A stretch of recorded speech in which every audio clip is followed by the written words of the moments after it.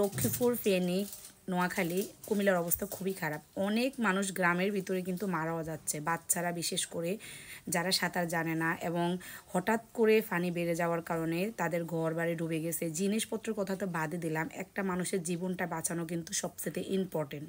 তার উপরে যারা আশ্রয়কেন্দ্রের মধ্যে আছে তারা কিন্তু অনেক অনেক আশ্রয়কেন্দ্র আছে যেখানে এখনও কেউ খোঁজ খবরও জানে না, 3-4 দিন থেকে সবাই না খেয়ে আছে। এখান দিয়ে ঢাকার যে অবস্থা চলতেছে, মানে এইসব আনসার মানে কি বলবো, এরা কি মানুষ?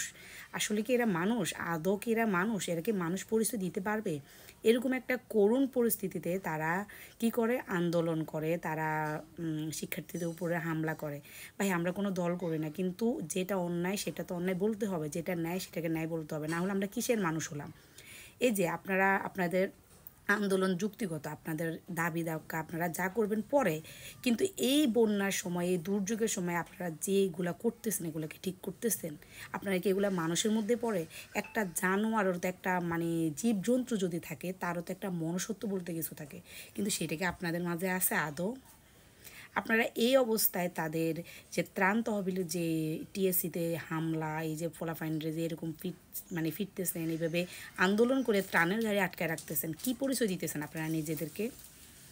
জানেন, আমাদের এইদিকে গ্রামের অবস্থা খুবই করুণ অবস্থা, বিশেষ করে সেনবাগ, ফেনীর তো অবস্থা সবাই জানেন, কিন্তু আমাদের সেনবাগ এবং বেগমগঞ্জ, সোনাইমুড়ি, সাতক্ষীলের গ্রামগুলো খুবই খারাপ অবস্থা।